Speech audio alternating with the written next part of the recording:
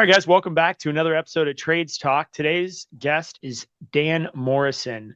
Maggie, what were some of your big takeaways with the conversation with Dan?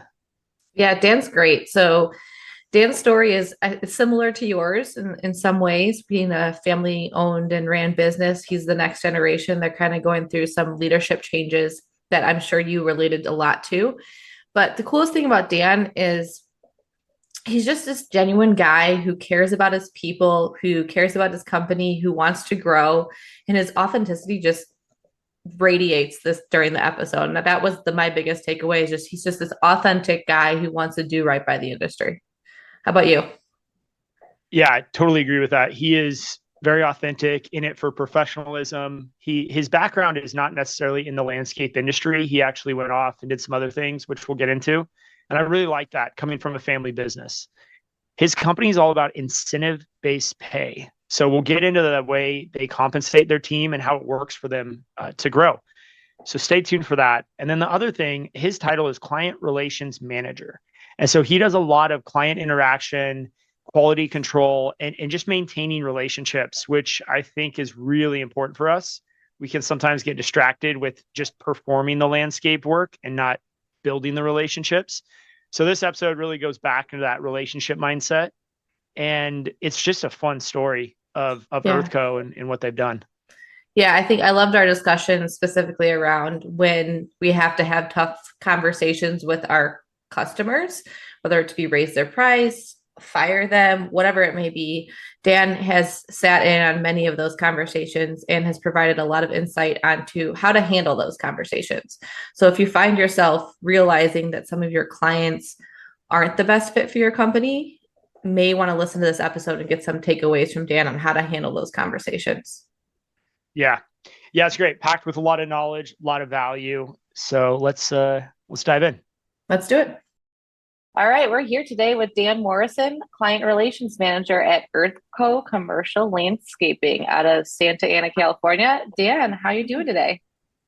Doing great. Thank you, guys. I really appreciate you having me on. I'm super excited to be here and to talk about our story and talk about your guys' story and hopefully share some industry insights and get something out of it. Yeah, we're really excited to have you. Dan actually reached out to me being a Trades Talk listener and interested in joining us and sharing his story. So why don't we start there? Tell us a little bit of background about yourself, growing up in the industry, where your company is at now, and where you're looking to take things for the future. I'll start by saying thanks so much for you guys for doing the podcast. For me, it's been an awesome insight, not just into the landscape industry, but the trades industry in general. There aren't too many podcasts out there that really get to explore the trades. And what's really cool is you're seeing so much more momentum and publicity around the trades. I mean, I've got buddies in finance now calling me, asking me about landscaping and what we're doing. And I don't think that was the case, 10, 15 years ago. So it's an awesome time for us in the trades and specifically landscaping. And I appreciate you guys getting the word out there and doing all of that. Like you said, I'm Dan Morrison. I'm with EarthCo Landscape. We are a family owned and operated company. I work with my two brothers and my father at the business. When I came on board in 2013, we were about a $5 million company. Right now, this year, we're projecting that we'll probably do somewhere around the $20 to $22 million range. We should land somewhere in there. So we've had some quite significant growth. It's definitely been a learning curve along the path to get to this point. There's been some good days. There's been some bad days, more good days than bad, obviously. And then we are working through a leadership transition. My dad is on as an advisory role. The way that he has really managed us, and it's been amazing as a partnership, is he's really let us boys take the company and start implementing some systems and do some things that we see that would be beneficial to the company and where we want to go in the future. I couldn't be more appreciative of a dad that's willing to allow you to be creative and to look at landscaping in a different way. I think that some of the things that we've been able to do, you wouldn't have been able to do without a partnership from somebody that's willing and that's an owner that's willing to take a risk and to make steps and to also allow you to make mistakes. I mean, not everything has just been roses and flowers. We've definitely had our fair share of learning curves and doing things that we thought would implement well and differently and not end up turning out how you thought and having to move and transition. And I'm sure my dad, and even at times, has told us ahead of time, hey, this is an idea that I think you guys should think about a little bit more. And, I'm not sure that this is going to work. This is not how we've ever done it. And, it turns out sometimes he was right, but giving the freedom to us to allow us to make those mistakes is not an easy thing. I can only imagine sitting in his chair, having done this for so many years and knowing and having great ideas about what will and won't work. And to go, hey, I know that this might not be something that will work out, and still allowing us to do it. So I'm super grateful for my dad. And then also my two brothers that are on board. My oldest brother, Kyle, he's our vice president of operations. He's boots on the ground, making sure that everything is going smoothly from the day to day, making sure that our management team that we have in place is right on point, making sure that we stay motivated, making sure that we stay organized. I mean, Kyle and I are two common people in that we have the same long-term goals and we see the same vision, but our personalities could not be more different. Kyle's a nuts and bolts guy. He wants to make systems and processes. He wants to make sure that everything is organized and calculated. He's very frugal. He's very making sure that he's got control over all of his operation. He's just a different personality. I'm a little more outgoing. I run our sales team. I'm a little more obviously talkative and enjoy the process of getting to know people and networking and that sort of side of the business. And then my youngest brother, who's our branch manager of our tree division, decided to come on in 2020. And he's been an absolute killer. He's a motivated guy. He runs his own insurance brokerage on the side of EarthCo too. So he's been a pleasure to bring on board. It's been awesome to see him grow into a management role. He's taken a bunch of huge steps, and now we're pretty hands off with him when it comes to the tree division side of things. And he's really taken it and run with it. For my story, how I got started in landscaping, probably similar to a lot of landscapers, is that I did not think that I would end up here. It wasn't something that I really had considered. I grew up in Southern California, ended up going to college at SMU, which is in Dallas, Texas. Pony up to all the SMU people out there. I had a great college experience, got a marketing degree. After college, I was looking for a job, wasn't really sure what I was interested in or wanted to do. Ended up going to work for Oracle, a technology company out of San Francisco, a very small one, if you guys have never heard of them. So I got my feet wet in some technology and then worked there for about 2 years, learning systems and sales and still learning kind of products and processes that go into a business. Then got a call from my dad. He said, hey, I've got an aging out salesperson, and I was wondering if you might be interested in coming and helping run the business. And I said, Dad, I don't know the first thing about landscaping, and I don't know if that's going to be for me. And he said, well, why don't you come try it out? I took a chance, came down. I fell in love with the ability to make change within a company. At Oracle, it's a fairly large company, whether you're sitting in that seat or somebody else, it doesn't really matter at the end of the day. You got to be very self-motivated on just your numbers because it feels like you could be easily replaced. Whereas when you come to a company where you can see the impact of the decisions that you make, it's super rewarding. And it's also super humbling because you can get in no better words, your butt kicked sometimes out there. So for me, when I came into the landscape industry, coming from a technology background, I'm sure Maggie, you can appreciate this. I saw that there was a lot of technology that had been behind the curve, especially in landscaping, especially at the time that I came on board around 2013. I think it was just around the time that Aspire was starting to kick off and maybe saw this gap in technology within the business and started to really pick up some steam. And it's been amazing to see over the course of my journey how much technology has come along and how much more there is still to grow within the space. And I've also seen the companies that are still adopting all of this technology that's coming in, and the companies that are still resisting it and maybe pushing back and, hey, this is how we've always done things. And so it's been really cool to watch that transition and kind of see how things have unfolded, which has been our journey too. So yeah, I couldn't relate to that more. I flip-flopped from you, right? I started in landscaping and went to technology, where you are the opposite. And Oracle's a great company. I actually have a couple of friends and colleagues that work at Oracle. So that's an interesting piece of your past. So on that foot, let's get into technologies. It's very uncommon that you grow your company the way you have without the use of technology. I know you guys aren't currently Aspire partners, so I'm kind of curious, like, what technology are you using? What's working in your business? What's not? And our listeners would probably love to hear from someone that has grown substantially with their own technology. Yeah. So coming from Oracle side of things, obviously getting into the business, the funniest part about working at Oracle, especially out of college, is having no landscape. I think way that you did it, Maggie, was the right way, because you got some experience behind the hood as to, hey, what exactly am I even selling here? What's an ERP system? What's a CRM system? What's your HR system? All these processes that happen. And when I was at Oracle, the funny thing is I was selling these products and I had no idea how they affected businesses. And then when I came to the business side of things, I was able to take the knowledge of, I was selling all this software and integrations and all of that.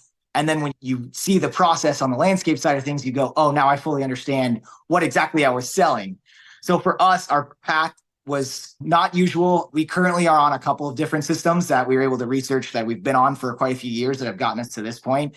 My brother is a very particular guy, and for good and for bad, he made us go the custom software route. So we are coming out soon. We're about 80% of the way there with our own custom software, which I will say that if you don't have a technology background, or you don't have enough time, or you don't have a lot of patience and know that it's going to take you twice as much time and cost you twice as much money, I would not recommend going the custom software route, because you're going to get yourself into a water that is very unknown, and it's going to be a difficult dive. I think for us, I got to be in the position where I kind of had a little bit of technology background, and I really understood our systems, and I had the time, and I knew the time that it was going to take to get us there, and the patience.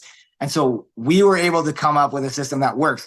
I will say though, Maggie, I'm sure you've heard from my friend over at Aspire, Kevin Larson.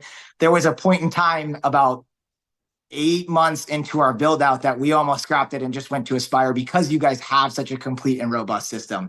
If I didn't have a brother that was so particular about how things flow and are managed, we probably would have made that jump. But I think that for us, again, he's so into the minute details of making sure that our processes are exactly how we want them. And an out of the box software, as you know, there's some items that might not work exactly 100% how you want it, but there's always some sort of workaround. And of course, my brother, not to shame him or anything, because it's been an awesome journey for me too, because I get to learn the ins and outs of software side of things. And I think it'll help us as a company continue to with our growth trajectory. But that's kind of how we got looped into custom software. And Maggie, I want to spin it back to you and see when you guys take on, because you've gotten to see the inner workings of a lot of these landscape companies. And when you see someone coming over from either a system that's old or using a lot of paper, or even a custom system that's something that someone has built, what are the hardest transitions you see to get them moving on to the Aspire platform and jumping into your technology? Yeah, so I think that's different if they come from software versus if they come from what we call greenfield, or just using Excel spreadsheets and kind of a Franken system, if you will. Regardless of that, the main thing is process and process change, because what we found, especially with people who never use any sort of technology to manage their business, industry specific technology, is they have the wrong people doing the wrong tasks. The most common one that I see, office managers, accounting, and people who sit in the office behind desks are the ones who are approving daily payroll or approving daily hours for field workers out in the field. One of the things that we really encourage during our implementation of Aspire is put the production managers every day when they get back, when they're reviewing schedules for the next day, they approve their time. They approve their crew's time for the day, because who knows if a crew member has to leave for the day. The production manager does. The office manager doesn't. And so what ends up happening is the office manager is calling the production manager to get information, all of these different things, and it creates all of this unnecessary wasted time. So I think the biggest thing is process change, and that's just one small example where I found a ton of wasted time is just like an unnecessary phone calls for people gathering information from someone that's perfectly capable of clicking a couple buttons and approving the time. Justin, what's your take? You guys transitioned from nothing to software, so. Well, it's a process, right? And I think having clarity of roles is super important in that process, and who's doing what within the system and keeping the system clean. Because when we first got onto Aspire, it was pretty messy for us. We didn't have good checks and balances, and it was going multiple weeks, sometimes months before we were closing out that previous month, getting the time all approved. And we were doing a lot of retroactive not accurately taking the book. So we were like going back and changing things to make them fit, even though it wasn't actually what happened. So I think you got to have a really good game plan, really good team, and have super clear roles of who's doing what within the business. But the hard part, the complex part, is when you start stacking technology on top of technology. And you don't just have one platform, but you have 12 or 13. And it's then gets to be really complicated as to who's doing what, are the softwares talking to each other, what type of integration is required, what type of hand double checking is required, and just making sure everything's working appropriately for what you have it in place to do. So like, don't have a software that you pay, $500 a month that you don't use at all. And I see that a lot with businesses. And we get into that position quite a bit too, where we've kind of overbought and then we have to claw back some of those operating processes that aren't working anymore. But that's kind of my take. Clarity of roles, I think, is what kind of circles up and bubbles up to the top. What's interesting is when going through this process and also taking a look at Aspire, one of the things that I found really eye-opening about the system and even the system that we're moving to is when you have to get comfortable with your numbers, because it forces you to really take a look at what is actually happening versus what you think is happening. And I think that getting that clarity and really understanding where you're spending money and how much money is being spent, and also getting it by client basis to really understand, hey, this job that I thought was a good job, that I thought I was crushing it on, I'm actually losing money, not even breaking even, I'm losing money on. Mm-hmm. And now that I know that information, I think you guys have talked about this before in the podcast, but it's getting comfortable with, I've got to make a change. And that change is scary because you go, well, what do I want to do here? Do I want to lose work? Because in reality, I need to go to them and I got to say, hey, this partnership is no longer working. This is only a one-way partnership. You guys are getting the benefit of a good-looking landscape, and we aren't seeing the financial benefit on the back end. And there's got to be that two-way street in order for this partnership to be great. And part of that is having those uncomfortable conversations with clients and saying, hey, I understand that this might push us out the door, and this might be something that we're going to have to lose you guys as a client, but it's necessary as the business in order to keep operating. And I think that getting new software, especially a platform like Aspire, forces you to look at that and forces you to really evaluate where I'm at. And that sometimes, and I can see how if you're an owner that doesn't know, and we were there. So like, I completely understand being in that position and figuring it all out, and then really getting comfortable with the numbers and going, man, we have some hard decisions to make. And those decisions can often be uncomfortable. Yeah. Yeah. You bring up a good point. And I talked to a lot of people who are kind of on the fence about going into the software world or sticking with Excel spreadsheets. And I often come up with that question of, how profitable are you per property? I'm like, well, as a whole, we're doing good. We're profitable as a maintenance book. I was like, yeah, but what about per property profitability? And I think you can take this to any trade with recurring revenue. How profitable are you per account? You need that data. You need to know by the month, at least, if not by the week. Like by the month, and then depending on how seasonal you are, maybe by the quarter. But if you have that data by property, now it comes in terms of, well, you first start, I think, right, Dan, you first start with asking operations to tighten it up a little bit, saying, hey, we've realized there's an issue here. We've programmed 3 hours a week and we're spending 5 hours a week. Can we get it back down to 3 hours a week? Ops comes back, says, no, we can only do 4. Okay, well, at least I got some wiggle room. Then you go to the client and you kind of have that conversation. But if you don't have the data, those conversations are never had. And then it compounds because every year, that gap increases because your costs go up proportionately to your cost of doing business. So on $500, it's going to be 10%. Let's say it's $50. But if it's $100, 10% is only $10. So as you underestimate your properties, that gap of what you should be getting versus what you are getting, it's compounded growth in a negative direction. And you start getting further and further behind. 3, 4, 5 years goes by. And as a family business, I can attest to this. This is one of the core issues we have is we've had these legacy accounts decades, right? 20, 30 years. Our dads have had these accounts, whether it's yourself, Dan, or your brother, Kyle, or someone else. We have the hard job going in and having those conversations of, hey, we need to increase your price, but we should have done this 10 years ago. And the gap is like insurmountable. So my question back to you is, how do you go about that conversation? And it sounds like you've had a few of these. Oh yeah. So maybe walk us through of what's your approach as the client relationship manager. This sounds like it's your job. How do you have that conversation when it comes time that you realize you've got a loser on your hands? It's really easy. You walk in and say, "Hey, you guys got to pay more money," and they sign the dotted line. How often does that work? Every single time. They always are like, "Oh, great! I'd love to pay more money for your service. That's amazing." Yeah, landscaping all the time. This is easy. Oh yeah, that's what everybody's looking for, is a more expensive landscaper. You ask anyone. So I think our approach to it is you have to provide them options. So you've got to say, "Hey, you've been with us for a long time, and we value that. We don't want you to think that we're coming to you because you guys haven't been a great partner." And that's the hardest part of this, is that you guys have been a good partner to us, and we want to continue this relationship.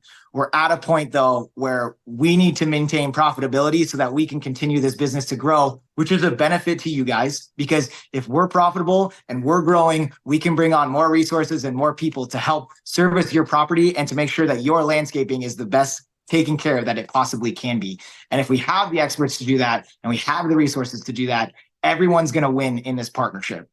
But right now, there isn't a profitability right there for us. So there's a couple of things that we can do. And typically that leads into a conversation about, "Hey, here's how much labor we're supplying you. Here's our inventory of it. Here's what we've got. Here's how much that labor, if we were to continue with that amount, would cost you."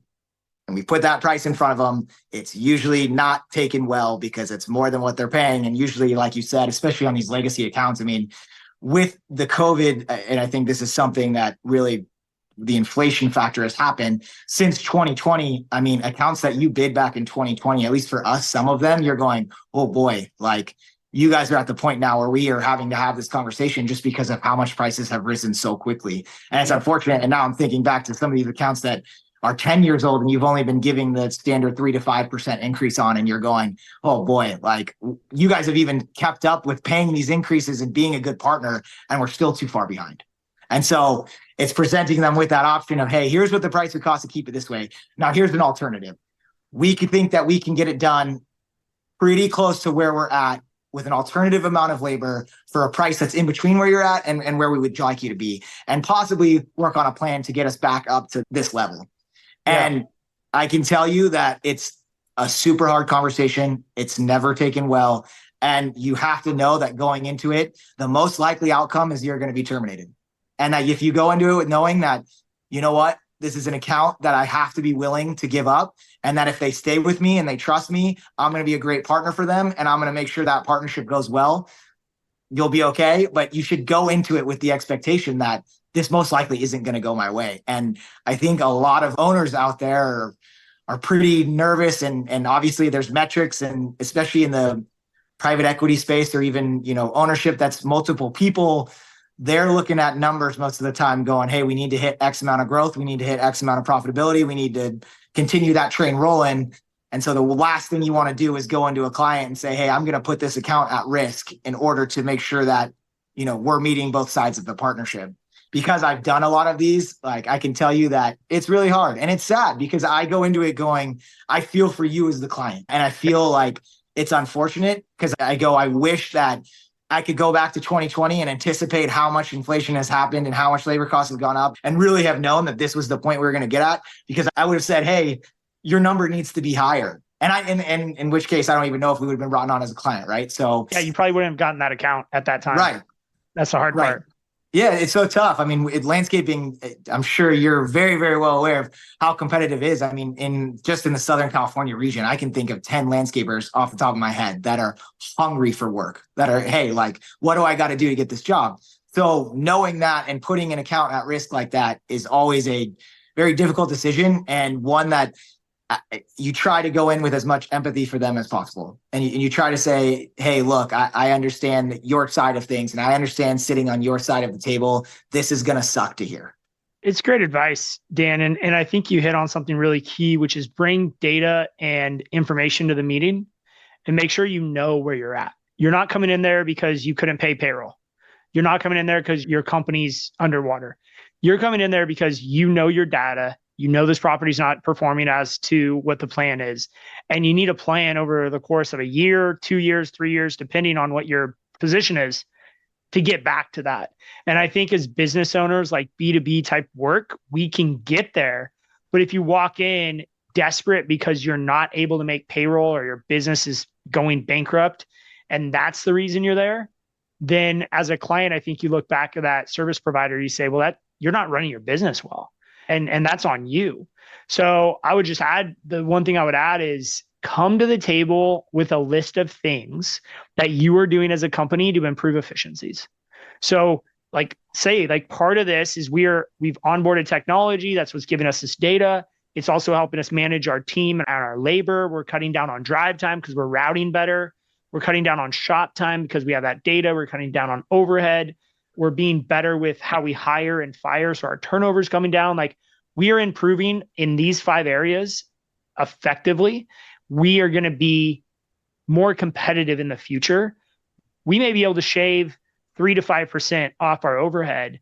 However, we're 15% away from where we need to be. So I can get 5%, but I need another 5 from you. And I'm still 5% below where I need to be. And I think when you have that conversation that you're coming to the table with solutions that you've already created and implemented, and then this like question to the client is your last case, or like the last step in the process, I think you gain a lot of respect from a fellow business owner. The last thing I'll add, and then Maggie, I want to get your comments on this, but the last thing I'll add, there are so many business owners out there, landscape and otherwise, focused on recurring income, who are hungry, who I believe are too hungry. And they are going back to this price cutting methodology to get work. They don't have a great sales team. They may not even have a good reputation, but guess what? They're the cheapest by 10 to 15%. So they are growing. And you can have that from a super small company to the biggest company in the nation. And we all know the name. And they are going in at a very aggressive price point, which is setting up their client relationship manager for 3 years down the road to have these conversations. So before you just go full throttle into maintenance or recurring revenue and you take the low bid approach, you have to think ahead of where are you going to be in 3 years? Are you going to have one of these conversations where Dan's having to go and argue his point to try to get revenue? We're putting our teams in difficult positions with a pricing model that we're putting out there in a lot of cases. Maggie, what's your thoughts?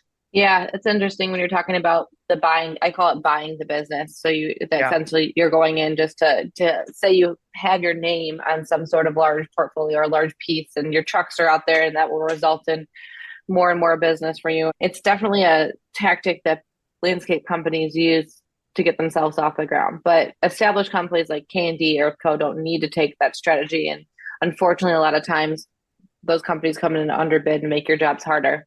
The one thing I will say though, when I was an account manager at a large commercial landscape company in Chicago, one of the main things that I learned was, and we dealt mainly with HOAs, property managers, but it was mainly HOAs and boards of directors.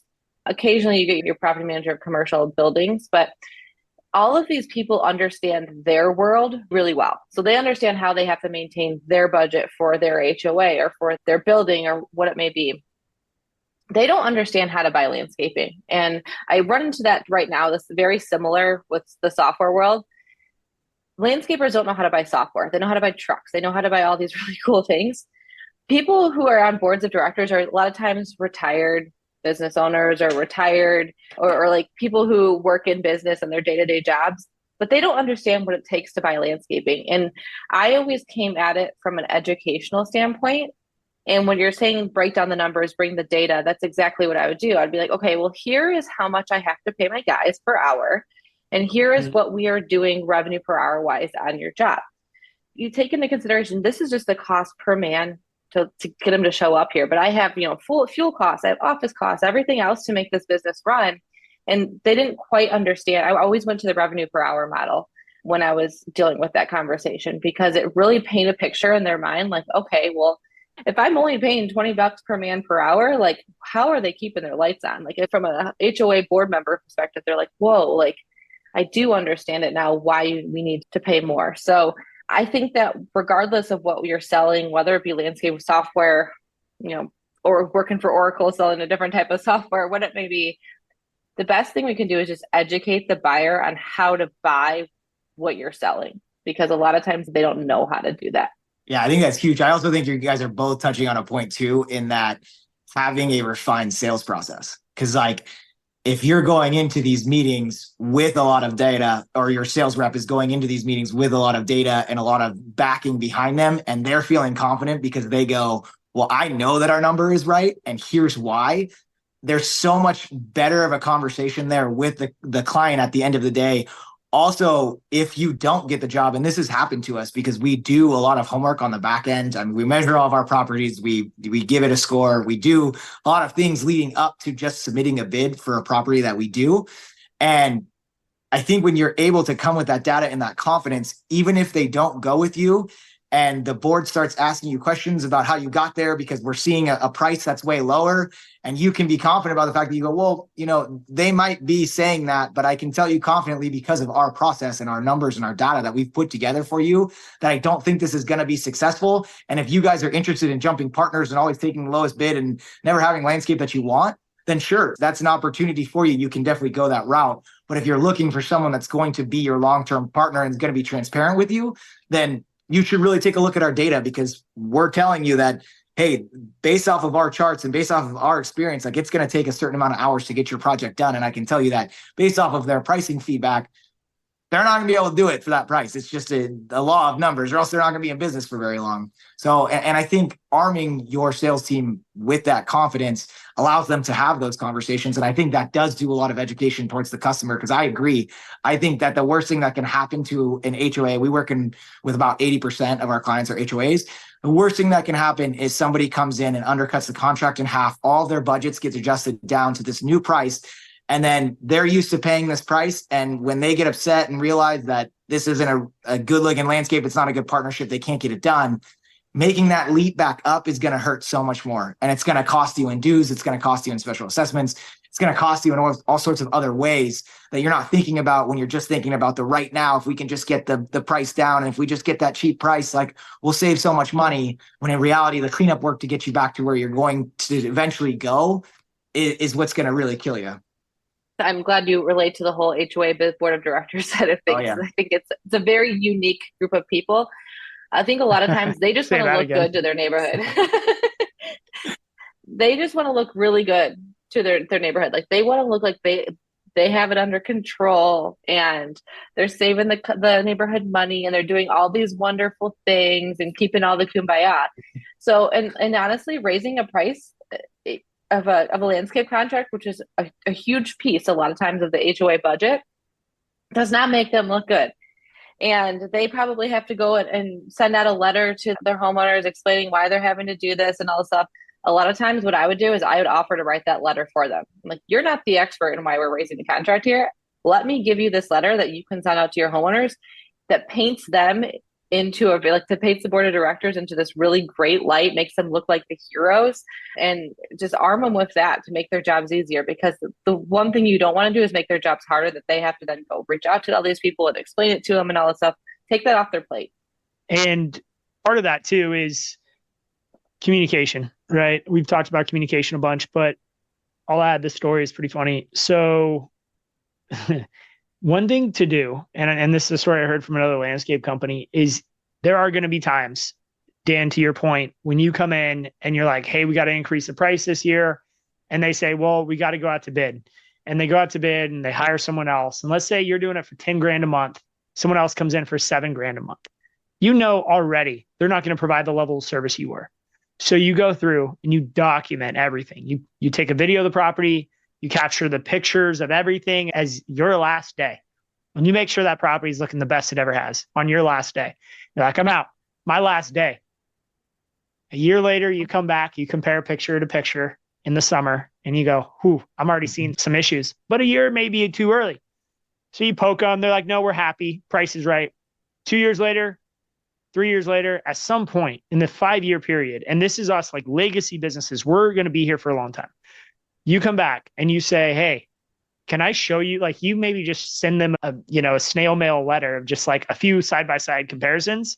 Here's what your clubhouse entry looked like 5 years ago. Here's what it looks like today. So I think documenting the properties on your last day is so important because sooner or later it's going to come back to bid. And you now have this really good argument as to why they should pay you, a higher priced competitor, that higher price. And a company recently just got back a property after losing it for a number of years, frankly, because of the PowerPoint they put together. That was this side-by-side comparison. I saw it. It was stark. I mean, I didn't even know it was the same property. Plants were dead. Dan, you mentioned cleanup. I mean, I think they spent more money in replacing plants, getting the irrigation back up and running, everything else, than they had saved in that 3-year period. So that's just we're going to lose accounts.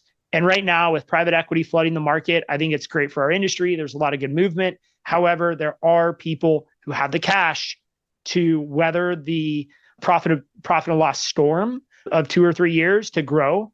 And then they're going to figure out a way to make them profitable and then flip the business. And recurring revenue is where it's at. So we are going to compete against this for a long time. And we need to have these strategies if we're a legacy family company like we are, right? EarthCo and K&D and so many others. We have to have a strategy to combat this, because complaining about it, crying about it, whining about it is not going to get us anywhere, right? Are you guys feeling that type of pressure? I have to imagine. SoCal, I'm 6 hours north of you guys. I'm feeling it here in the Bay Area. Yeah, no, there's definitely been a lot of acquisitions the last 3 years in our space, whether it be through private equity or other people in the industry just buying up the smaller guys out there. And I think that there's really good things about private equity, and then there's really bad things about private equity. And I think that family legacy type of companies run an advantage over private equity because they didn't grow up, quote unquote, in the business, and they don't really understand landscaping. They just understand the numbers. And that's super important. Don't get me wrong. You got to know your numbers. And I think that them driving us to all know our numbers better is a positive. I think that they really brought this, hey, there's a lot to learn about business from other businesses that they're taking it from, even in the service space, whether it be HVAC or fire sprinkler replacement, whatever it may be. They really understand the game of business. But where I think they fall short is they don't understand the game of landscaping. And I think that being a good combination of both of those can help you combat some of these private equity players that, like you said, are coming into these spaces and blowing out markets because they're going, drive it to the bottom dollar. We'll figure out profitability later. We just want growth. Our investors are looking for 10% year over year, whatever, 20% year over year, whatever it may be. But I think by staying diligent and keeping sure that your sales process is tight and I think one of the things that we make sure of through the sales process is not every customer is our customer. And I think that's super important. I think you need to be weeding out as many customers as you are saying, okay, we'll take you on, because I'm sure you've had the case too, where you bring on a customer that they're kind of a nightmare during the sales process and they were really pushy, or, that you just got a vibe from them that you were like, man, I don't know. You guys seem like you're a little unfair to your vendor. And you bring them on board and you go, man, this is not what we thought it was going to be. This is not how our partnerships work. It's not a two-way street here. This is not how we like to run things. And so I think that too is being aware on the sales side of things that a no isn't necessarily a bad thing. And someone saying, hey, you're not the right fit for us. Sometimes on the back end, I'm going, hey, you're not a right fit for us. That's totally understandable. You guys don't seem like you really have respect for your vendors. You don't really seem like you're going to allow us to do our process. You're not going to allow us the freedom to do what works. You want to micromanage us, and that's not going to work. You're hiring us because we're the expert and we know what we're going to be doing. You need to trust us and let us do our thing so that we can actually do that. And if you're not that, and you guys want to micromanage, then by all means, the private equity firm will give you a cheap price and let you run their guys ragged. But we have a lot of respect for our people and our management team. And I would hate for them to come in and be like, man, this client's just too much. That's never a position as ownership. I'm sure you've had to deal with it, that you never want that. It's a horrible place to be in. Yeah, no, it definitely is. And you brought up a good point, which is this idea of treating our employees well. And I'd love to pivot to that a little bit, Dan, and give us a little insight into EarthCo and how you guys operate. What makes your company better to work with than maybe the guys down the street? Yeah. So we've taken a very unique approach to our people. We are an incentive-based company. We believe that if you do more, you should be rewarded more, and financially that should come along with it. The way that we pay regional managers and management is incentive based, in that when you take on a new client, you're paid a commission of that monthly contract to manage that contract. So your salary range goes up and down based off of the work capacity that you can handle, which for what we look for in our management is, first thing, you got to be competitive. If you're not a competitive person, you're not going to make it with us. And we're super transparent in the interview process. That's one of the first things we lead with is our company is great for people that want to be entrepreneurs, that maybe don't have the means to be an entrepreneur or don't want to take the risk, but want to be an entrepreneur, and that they want to own their portfolio. They want to run it like it's their business. They're going to take it and run with it and make it their own. And with such, you should be rewarded at each sale, each time you bring on a client. And we didn't want any subjectivity, because we felt in our business that subjectivity just reads brown to a lack of transparency, in that, bonuses and salary pay, like especially on the bonus side of things, if it's subjective at the end of the year, it's really hard to determine where to land and how much it should be based off of company. And I know a lot of companies do it and they have metrics and whatnot, but for our philosophy, we just think that if you manage more and you're willing to take on more and you're capable of taking on more, you should be financially rewarded along the way. With that being said, we don't do any bonuses. We don't do annual Christmas bonuses or anything like that, because along the way, we have our sales targets that you're willing to hit each month, which is also bonused out if you hit that month's sales target. Along with that, the more you manage, the more you get paid. So for our side of things, all of our regional managers are hungry. They're dogs. They want more. They're coming to me every single day saying, hey, what does sales have? What does sales have for us? Give me more. I want more. I can take on more, which as ownership, it's awesome. The hardest part is being like, hey, let's make sure all of your clients are happy. Let's make sure that, we're comfortable. I just gave you 2 new accounts. Let's make sure that those get kicked off right. And then we'll see if we can add a few more to your plate. But I think from our perspective, I would much rather have an employee who's seeing monthly goals so they're attainable and approachable, where you can reach it. I think there's been some talk about, even on the annual side of things, that's a long ways to wait, from January to December to decide hey, am I going to get this bonus or not? So for us, giving those monthly bites, it allows someone to be motivated enough to go, well, maybe I don't make it this month, but I know I got some sales in the pipeline that I can close for next month. And it allows them to take bites along the way to keep them interested and engaged. So for us, incentive-based pay is huge. The hardest part that we've run into is hiring from the outside and getting people to buy into it and get on board with it, because people get scared, because it's the carrot and the stick both ways, right? We set it as whatever the minimum base salary is. I believe it's somewhere around 65 grand right now. Yep. And then on top of that is the incentivization, where it comes in paid out like a commission to abide by California laws. But people are nervous because they go, so if I lose an account, my pay goes down. And you go, that's the carrot and the stick. You got to run it like your business. If the business is taking a hit, so are you. If the business is doing well and you're managing your stuff, you're going to be reaping the rewards of that. And since it's on an individual regional manager basis, it's incentivized to just them. They're not precluded by, hey, guy over here didn't do his job, so now my monthly bonus is less because the company wasn't as profitable as a whole. It's direct result on you as the employee. And I love that. And I could see the listeners' ears perking up, because this topic of incentive-based pay is something that is very elusive, but we're moving closer and closer to it as an industry. So tell me a little bit, when did you guys move to this program from the more conventional approach? So we used to be traditional up until about 2019. And my oldest brother and I were sitting there talking about how to motivate. And I think it was probably somewhere around somebody asking for a raise and us looking at numbers and feeling, is it merit-based? And there was just so much subjectivity around, how do I give employee A raise, but not employee B? And does this person deserve it? If I don't give it to them, are they going to leave? Do I pay enough? Do I not pay enough? So for us, when we started asking all those questions, we came to the conclusion that, well, if it's all merit-based, and if your job, it relies on the amount of money you make is based off of the amount that you can do and you can manage, and you run it like a business owner, you should be treated like the business owner, in that if you're bringing on accounts and it's profitable, you should get paid more. And if it's not and you're losing work, then you should make less. And I understand that. Again, it's going to attract a certain employee. It's not for everyone. And we've seen people walk in our door that are absolute rock stars for another company. And we describe this to them and tell them about it. And we go, hey, look, like all of our regional managers are successful. they all love it. They absolutely love it because they're all hungry and they want more. And we've seen these guys that, are supposedly the, big dogs of the industry be like, I don't like it. I want a salary. And I go, I understand. Like, it's not for you. It's not for everyone. Like, I can understand the comfortability of a salary, but that just wasn't the way that we wanted to shape the company.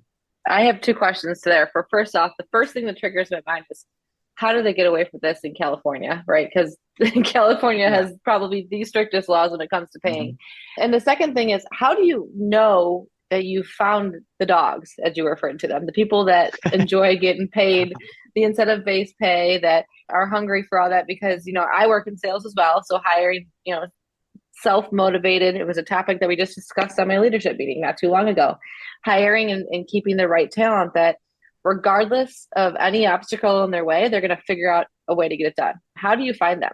I just want to clarify too, when I use the term dog, I mean that in an endearing way, and that I appreciate it's a dog with a W, right? Yes, a DAWG, the dogs. Yes, because these guys, our regional managers are absolutely amazing. They're all super, super motivated. And that's what I mean by that. I don't mean it, just to clarify that. On the California conditioning for us right there. Well, I was going to say, if anyone was offended by that, I probably should be listening to this podcast. But yeah. Right, no shit.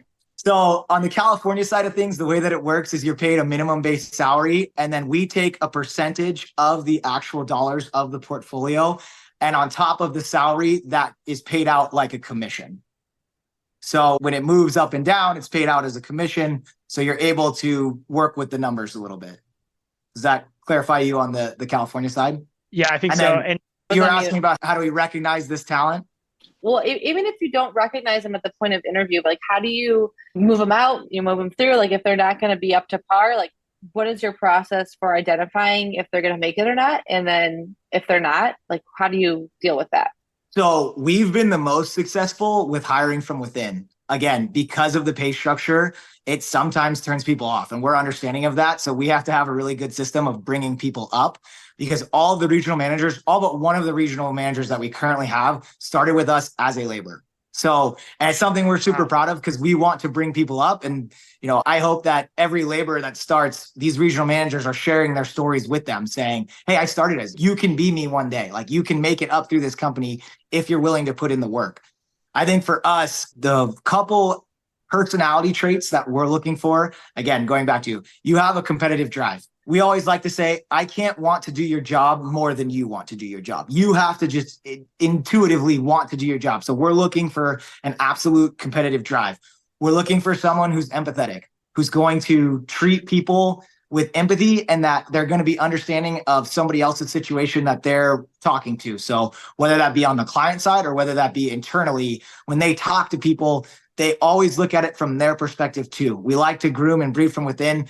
Sometimes, you got to be the stick, but you also have to be the stick that's not disrespectful. You've got to do it in a way that's, hey, I'm understanding of your position. We need to get this done. How do we get this done together? And why can't I get you to do this? And asking questions, as opposed to just saying, no one wants to be should have to death, right? Hey, you should do this. You should do that, right? No, nobody wants to feel that. You go, hey man, well, you should do that. Like your immediate, it's a pushback, versus if I'm understanding of, I'm with you, I'm here with you, I can see how things are tough. How can we get through this together? How can we both get to the place that we're trying to go? So we're looking for people with empathy. And then we're looking for leadership skills. Someone who is constantly bringing guys along with them. So like when and no matter what their role was, it always seemed like people were just wanting to be around that person. They were always the first one in line to jump and say, hey, let's get it done. That type of guy is the type that we want to look to bring up. The other part in the Southern California market that's huge, and it's going to sound funny, but the ability to speak English and Spanish. You have to communicate with a client, and you have to be able to communicate with your guys. So being bilingual is so important to us. And honestly, it's one of the traits that holds back both English speakers and Spanish speakers from becoming that management level. It's a game changer. Like you instantly go up in value if you have that bilingual nature, especially in Southern California or in Texas or, those states where population is heavy Hispanic. Absolutely. Justin, I want to hear from you. How do you guys incentivize your employees, and how do you work to bring people up, or do you hire from the outside, and also what type of traits are you guys looking for on your side of things? Yeah, in terms of who we're looking for, very similar. I kind of have this ideal team player that I took from Patrick Lencioni, but it's hungry, humble, and smart. So we really want someone who's hungry, who wants to grow, kind of like you're explaining your regional managers. I want someone who's humble, empathetic, right? Humility is huge, and being able to recognize when you need help, recognize when you make mistakes, and then smart. I don't mean smart like GPA smart. I mean common sense smart, like someone who can understand the world and how things work and relationships and conversations. I think that's such a undervalued talent in today's world. So to be honest, when I am involved in an interview, I don't look at resumes. I don't look at past performance. I just look at the person, the human that's in front of me that moment, that day, and try to understand their potential going forward with what our growth goals are. Now, in terms of do we hire from outside? Do we promote from within? We promote from within whenever possible. And we try to bring our team up as fast as possible. So one of our mantras in the company is to elevate the K&D way and elevate yourself. Because if we can elevate our leaders, we don't have to go outside to hire people in. However, when you're growing at 30, 40, 50% a year, like we have done in recent years, and we're doing again this year, there's just not enough people to promote. And so we do look for those really star players who want to be a part of the K&D way, want to be a part of what we're doing. And we try not to overpay for positions. When I say that, I mean, I want someone to choose K&D because they wanted to be with K&D, not because we had the best offer or comp package. Once you get in with us, your bonus program increases the longer you're with us. So we incentivize longevity and tenure, probably a little bit over performance in some cases, because performance, I think, takes care of itself and culture kind of takes care of itself. We're one of those companies where we hire slow and we fire fast. And so when people aren't performing or they're not meeting the culture, they usually don't last too long. But in terms of bonus program, it's something we're currently basically reconstructing. It sounds like in 2020, we rebuilt our whole bonus program. And then in 2022, we rebuilt our whole bonus program. And now we're all based on labor variance is basically our key metric throughout our entire company. And that works really well. And then we have different bonus tiers depending on your position. So a tradesman or a foreman is going to get one bonus tier versus an account manager versus a VP versus a C-suite. So as you move up in the organization, your bonus potential becomes bigger and it becomes more frequent. So we go to quarterly payments for the top 3 levels of the company, and then we go to twice annual payments for foremen and below. However, I just said we did it in 2020, we did it in 22. I'm redoing it again for 25. Like, I don't know if this is good or bad, but I feel like we just have to constantly improve. So we're reformatting our entire incentive program because, Dan, to your point, we want people to make a lot of money who work hard, and it's really expensive to live in California. So I've kind of made it my pet project this year to find a way to tie company performance to high income for our team. And I'm talking about, I want people to be able to make basic foreman crew leaders. If their team does amazing, I want them to make 6 figures. And when you get into that next tier, I just wanted to grow from there, because to live in California, you have to be bringing in that kind of money these days. And especially if the spouse is at home taking care of the kids and it's a 1-income household, it's almost impossible to live off $65K a year. I don't know how people do it. So I've really tried to figure out, how do we get this incentive-based pay all the way down to the crew leaders of our team and potentially to the tradesmen, and then also going to more of a monthly payment, like you said. And all this was spurred from a conversation with Tom Howard from Lee's HVAC in Fresno we had on the podcast. It sounds like you heard him. He was amazing. And he opened my mind up. He does weekly incentive-based pay. I mean, his team is getting paid weekly based on how good they do. And as far as I'm concerned, that's like the creme of the creme of what we're trying to shoot for. Yeah, I mean, one of the coolest takeaways from that podcast, and that's also amazing. Like, that's an incredible feat to take on and to be able, I hope that you can get there, and maybe one day I can steal your secrets. Cause that's, I mean, to have that level of foreman labor to be achievable to make a 6-figure income that would be quite a feat for our industry. Like, that would be awesome. And to maintain profitability, growth, all of those factors that go along with that. Like, that's going to be no easy task. I can only imagine how to get there and how it's going to be. I think one of the more rewarding things that Tom Howard, or that I gleaned from Tom Howard and your guys' podcast, is when he was talking about $1 million exits for some of his employees. And I was just like, oh my gosh, what a rewarding and cool thing for a company owner to be like, yeah, man, like I changed people's lives. Like, I was able to get them enough money where things were different for their lifestyle, their family, everything that they had. And I think that was probably my biggest takeaway from him, was him seeing how to build these companies and talking about like getting their employees to be able to make that much money. Like, that's incredible. Yeah, man. Well, we talk a lot about BHAG's, big, hairy, audacious goals. Mm-hmm. And so I'm playing with this new one around creating X amount of millionaires by a certain date, because his talk, and then Tommy Mello too, he had like 25 millionaires overnight when he sold half his company.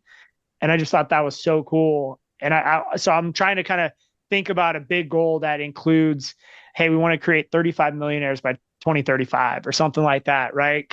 Getting into that entrepreneurial spirit. What you said spoke to me so well. And I think to a lot of the people listening, where we go from here as an industry is so positive, but it's also, we have to embrace the entrepreneurial spirit, because all the kids growing up right now on TikTok and Instagram, it's all about side hustle. It's all about entrepreneurism. It's all about taking control of your life.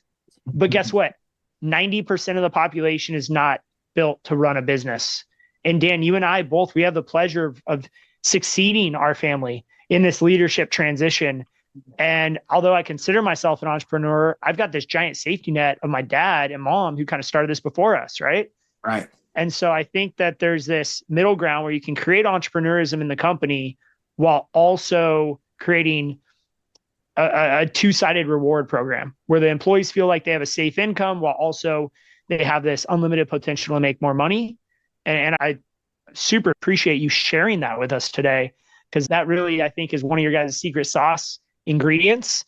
And that's what this podcast is all about. So I want to pivot to that. I want to pivot to the trade secret. This is how we end every episode. So I know, Dan, we sprung this on you, but what's your trade secret, man? What is one of those things that, if you know, could only write 1 or 2 sentences in the book of Dan's life, like what would be the one thing that you'd pass on to the next generation coming up? So this kind of touches on what you were just talking about with the entrepreneurial spirit. And I'm going to phrase this in a negative way first and then turn it into a positive. If you're looking at the trades and you're a younger man, say late 20s or 30s, or even early 20s, and you're looking at buying a business, because I know on Twitter, there's so much conversation around buying these service-based companies and having it be passive income or a secondary income or something along those lines. I don't want to squash your dream, but if you're not diving in with 2 feet, your head, everything that you have, don't go at all. And I want to spin that around to a positive, in that I think that I would say my quote would be go all in, meaning that if you're going to jump and you're going to do this, put both feet on the ground and sprint ahead, because you have guys like myself and you and other landscape company owners that are 100% all in. And we work every single day at this 24 hours to make sure that this ship keeps going. So if you're thinking that you're going to be able to compete against us with 1 foot in, 1 foot out, you've got a world of hurt coming. So don't spend the money, just don't even bother. But if you're willing to take that risk and you're willing to take that jump, yes, there's absolutely such a rewarding future out there for you. And you can do things like we're talking about and change industries and take that entrepreneurial spirit to say, hey, how do I pay people better? How do I get millionaire exits? How do I get multiple millionaires within my company? And I think that part of being an entrepreneur is super rewarding. And I think being able to make decisions and have an effect on your company is super rewarding. You get to see the fruits of your labor directly impacted, good and bad. And you get to learn. And I think the process and the game of building a business is such a cool and an exciting process. But I will say, if you're going to do it, dive head first. Yeah. Yeah, it's great advice. It kind of goes to the life philosophy. You're not, if you are going to go through life half-assing things, you're going to have a half-ass experience in life. But if you go full Right. throttle, you're going to have a full throttle experience. So that's great advice. Go all in. Yeah. Your passion comes through this whole episode, Dan. Thank you so much. And I was talking over an opportunity I was presented last week with a good friend of mine, and he said, if it's not a hell yeah, it's a hell no. Wow. And I think Yeah. that sums it up perfectly. And Yeah. like you said it, if you're going to go all in, don't look back. And if you're hesitant, maybe it's not the right move. Yeah, I couldn't agree more. Yeah. Thanks. Great episode. So fun talking with you. I'm excited to continue this relationship and continue to talk about how we can make California that much better to work in, because it's Only up appreciate- from here in some standpoints there. So Yeah, exactly. Yeah, in some standpoints, for real. Yeah, no, I appreciate you guys. And I know, Maggie, I messaged you before. I hope you guys keep going with this. I mean, it's such an awesome resource for the rest of us, like including myself. I get to listen to it. Guys like Tom Howard. I mean, that guy's so inspirational when you get to hear him tell his story and talk about how he got to where he is. I mean, that to me makes me motivated, and every day wake up, be like, dang, like if that guy can do it, why not me? So I hope you guys keep going and keep talking about the trades and keep getting people interested and fired up in our industry. Thanks, man. appreciate it. Thanks, Dan. All right. Talk soon.